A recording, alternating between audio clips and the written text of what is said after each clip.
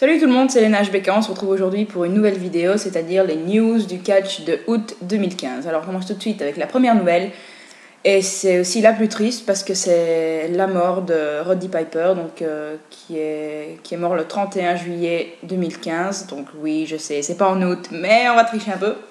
Donc il avait 61 ans et il est mort dans son sommeil, donc tant mieux pour lui, au moins il n'a pas souffert. Et il est mort d'une crise cardiaque. Alors c'est assez triste parce qu'il était jeune, hein, parce que 61 ans, c'est pas vieux.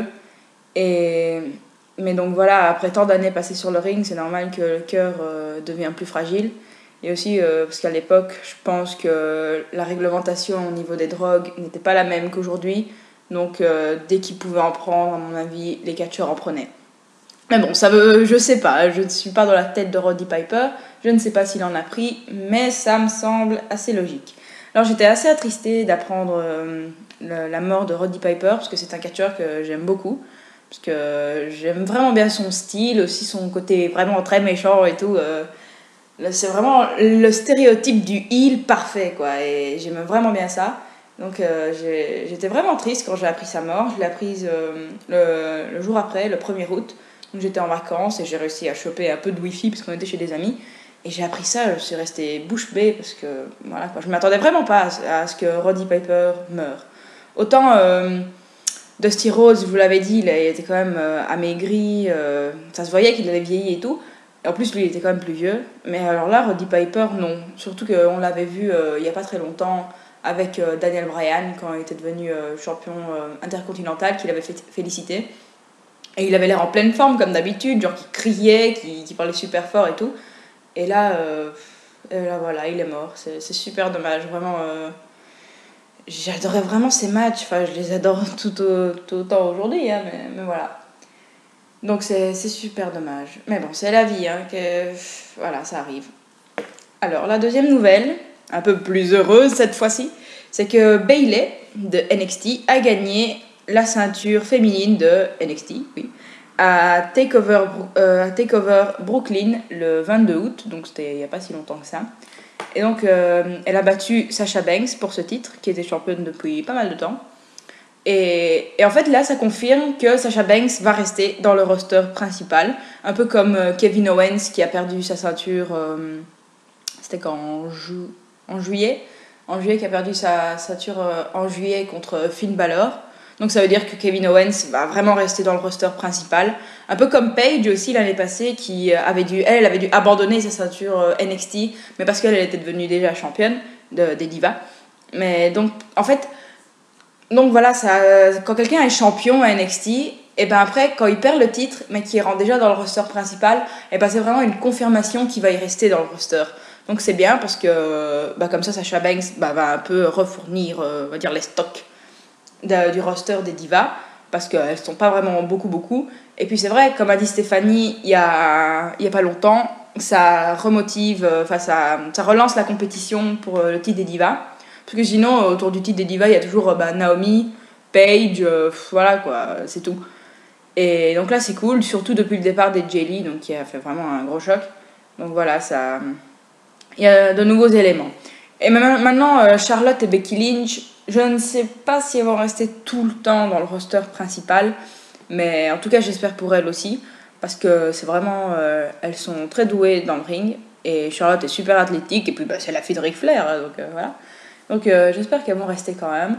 Et je suis très contente pour Sasha et pour Bayley. Donc peut-être que Bayley, dans genre 3 ou 4 mois, ça va être la même chose que pour Sasha Banks, qu'elle va perdre son titre contre une autre diva de NXT. Et comme ça, elle pourra aller dans le roster principal. C'est tout le mal que je lui souhaite, franchement. Parce que Bayley aussi, je l'aime bien depuis le début. Elle est trop chou, elle fait toujours des câlins à tout le monde. Et puis sur le ring, elle est quand même... elle a du mordant, quoi. Elle est quand même forte. Donc c'est cool. Et alors, la dernière nouvelle, c'est que Sarah Lee et Josh sont les vainqueurs de Tough Enough 2015. Ils ont gagné hier, donc le 25 août. C'était le dernier épisode, le 10e épisode de Tough Enough. Et donc, ils ont gagné ce fameux contrat de 250 000 dollars par an, je pense, oui. Et bien, pendant combien de temps, je ne sais pas. Ils disaient juste que c'était un contrat de 250 000 dollars. À mon avis, ça va être un contrat d'1 an, on va dire, d'essai.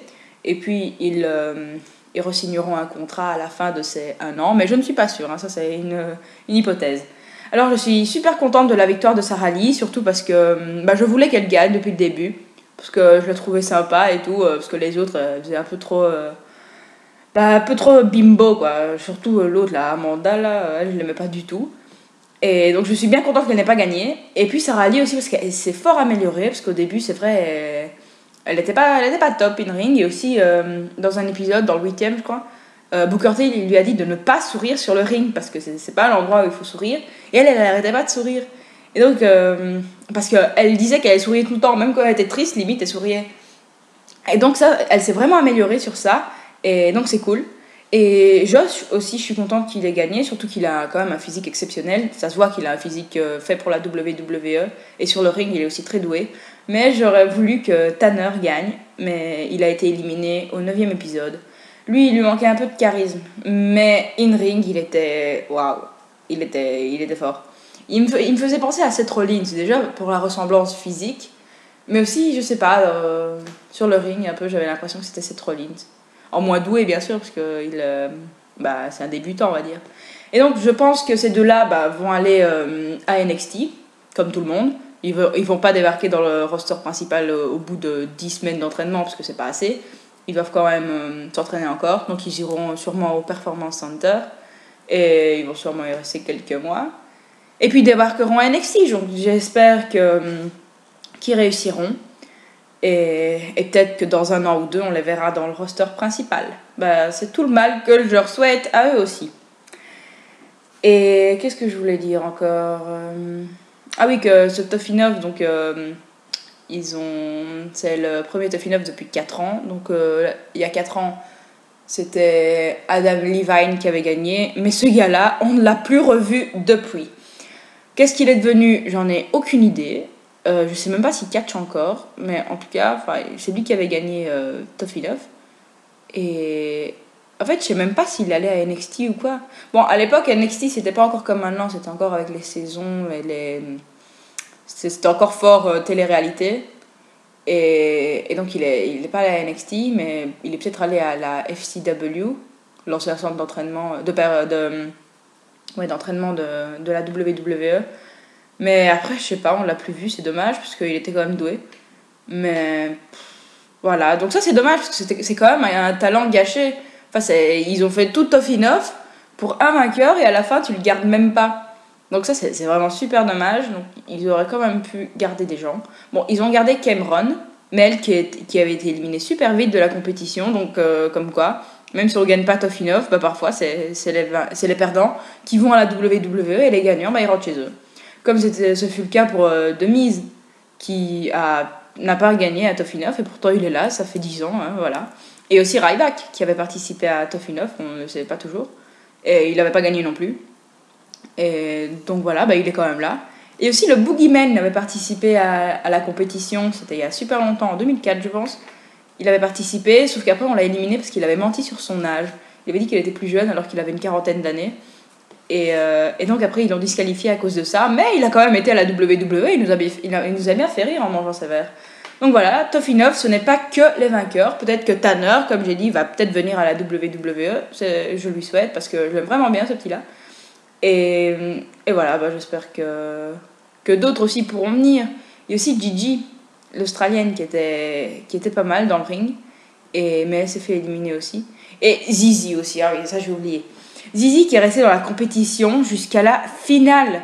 Ce mec, il n'a pas le physique pour être catcheur. Alors il disait oui, je suis sympa, le public m'aime bien. Mais c'est parce que le public t'aime bien que t'es un bon catcheur. Alors ok, il faut que le public t'aime et tout, qu'il te suive. Mais si dans le ring tu sais rien faire, c'est quand même du catch.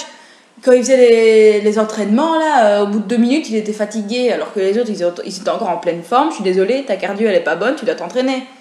Et aussi, lui, il allait jamais à la gym. Genre, pour lui, c'était déjà acquis. Et les gens, je sais pas, ils votaient toujours pour lui. Alors oui, il était super sympa, il était super drôle, mais quand même, c'est du catch. C'est du sport. Sinon, tu vas faire comique, je sais pas, moi. Et donc voilà, et je comprends vraiment pas pourquoi les gens ont gardé jusqu'au bout. Alors je me suis dit, si Zizi gagne, franchement, ça va être de la galère, quoi. Ce gars n'arrivera jamais à rien. Je suis désolée de dire ça comme ça, mais dans l'état actuel des choses, il n'arrivera jamais à rien. Il faut qu'il ait un meilleur physique et une meilleure condition physique d'ailleurs aussi. Parce que là, voilà, ça va pas le faire. Alors oui, Big Show, il est gros, oui. Mais il a une super condition physique. Ce gars, c'est... Il n'y a pas tout le monde qui peut faire ça, surtout des gens de son gabarit. Et Zizi, il n'y arrive pas. Et donc Zizi, il doit s'entraîner s'il veut aller à la WWE. Donc voilà, je me suis un peu emportée de la victoire de Sarah Lee et Josh. C'est pas grave, je me suis un peu éloignée, c'est rien. Donc voilà, c'est la fin de ces news et j'espère que vous avez bien aimé. Alors je suis aussi très contente du succès qu'ont eu les news de juillet 2015 parce que là elles sont déjà à 5000 vues en un mois, c'est du jamais vu. Alors je vous remercie. Et je voulais aussi vous dire, m'excuser de ne pas avoir mis d'autres vidéos ce mois-ci en août. Mais parce que comme je vous l'ai dit, j'étais en vacances et j'ai vraiment pas eu accès au Wi-Fi, j'avais vraiment rien. Et donc pas d'internet, pas de diffusion de vidéos sur YouTube. Voilà, désolé. Mais bon, c'est pas grave, les vidéos reprennent normalement comme avant. Et donc, avec cette vidéo aussi. Donc, merci d'avoir regardé encore une fois. Et je vous dis à la prochaine. Et oui, la prochaine vidéo, ce sera une annonce pour un nouveau genre de vidéo. J'espère qu'elles vous plairont. Je vous en dirai plus dans cette vidéo annonce. Voilà, salut, salut!